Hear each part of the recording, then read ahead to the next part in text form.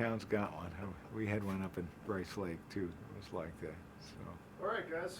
Okay. All right, in business. Cool. So first, if you could, would you mind saying and spelling your first and last name for me, and giving us a good title? Yeah. Okay. I'm Jim, and then Leary, Leary, and I'm a folklorist, and I direct the Center for the Study of Upper Midwestern Cultures. Plural is important. Plural. Yeah, which is at UW-Madison. Right. And how long have you been at the university? I've been at the university since about 1984. I was part-time for about 15 years, and I was working as an independent folklorist, doing contract work with a lot of different organizations, and then I became full-time and a faculty member in 1999. So on and off for about 30 years, I guess. We're good, by the way? Yeah. Everything? Great. So tell me a little bit about your work, what you do, where that takes you. Well, I'm a folklorist, and I'm interested in both pluralism or kind of cultural diversity in the Upper Midwest. So I'm interested in how various immigrant and ethnic and indigenous peoples have maintained and kind of evolved elements of their identity through time. But I'm also interested in creolization, as sort of the intermixture, the interrelationship of all of these groups that have given us things like polka or the Friday night fish fry or whatever that borrow from various cultural strands. And I'm very interested in kind of rural and working class people, kind of the grassroots culture, and I work mostly in Wisconsin, do field work. I go out and do cultural documentation, so that means interviewing and photography with people who are good storytellers or musicians or cooks or practice traditional skills or occupations. And I also work in the Upper Peninsula of Michigan and northern Lower Michigan and in Minnesota as well, which are kind of culturally interrelated areas. So that's what I do. And the center that I'm involved with, it's a coalition of folklorists and linguists. So we do field work and archival work and create archival collections and do public programs regarding the languages and folklore of diverse peoples in the Upper Midwest region. And I think that diversity is worth exploring a little bit more, especially if you're talking to a national audience who may not think of Wisconsin as a diverse state. Well, that's absolutely true. And my hometown, Rice Lake, I was born in 1950, and when I was growing up, everyone was curious about everyone else's nationality, and I knew right away. I was very young.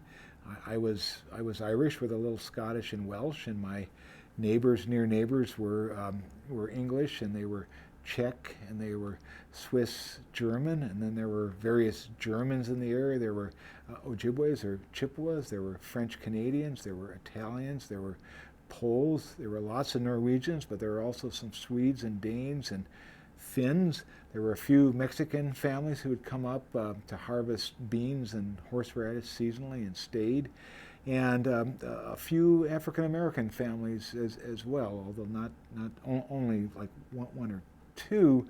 And then by the 70s, when I was pretty much gone from there, you began to get Hmong people and certainly more Mexicans. And now in my home area, there are Somali in that neck of the woods as well.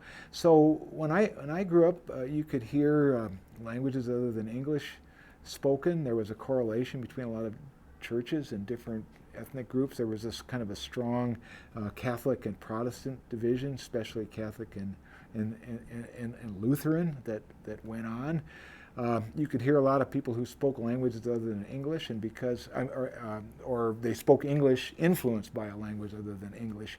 So my dad could do a French Canadian dialect, an Irish dialect. He could sound Norwegian, and that was part of the playful banter that went on in various places. And different churches would have church dinners periodically featuring different kinds of ethnic cuisine. So I grew up with a sense of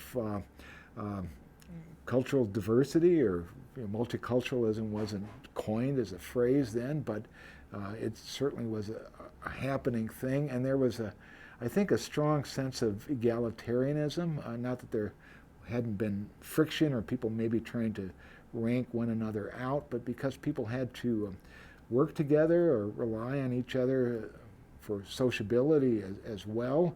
Although there might be teasing or sometimes some real enmity, mostly people got along and could joke, but they didn't act in a kind of a politically correct way either. You could insult someone about their ethnicity, but at the same time you expected to be insulted about yours, and that was part of a way in which, in an inverse way, you actually showed that you were friends and affectionate, and you could take liberties with each other that you wouldn't with a stranger or someone you really didn't like. So that's where I grew up, and I think it is so that many people think of this place as Wisconsin as a place that's kind of culturally homogenous and overwhelmingly white. But even if we look at that idea of whiteness, Irish, Italians, Norwegians, Finns, at various times from a kind of an Anglo-Protestant or Yankee perspective, they weren't considered to be white people, especially Poles, Slavs, these weird Catholics with strange names who spoke a strange language, and the women might have worn babushkas when they first came over and worked in the fields. Some people in Wisconsin were freaked out about that, and the Ku Klux Klan was actually targeting, Catholics and Poles and Italians and so forth here in Wisconsin. So there's a lot of complicated cultural stuff that's going on here that speaks to issues of, I think, cultural diversity here in this region. What Could we get the part about Wisconsin where we're at now? There's just some background noise and stuff hitting, so we can get that part one more time. Which one? When you're saying like where we're at with Wisconsin now, Yeah. diverse-wise, like. Oh, okay. I don't think I can reconstruct all that. Oh, but just again, but Tight, because it was sounding really good, then we heard some banging in the background. okay. I wonder if we could close it. Is that back from upstairs? Maybe we could close that door that goes up the steps. Sorry about that. Yeah, that's okay.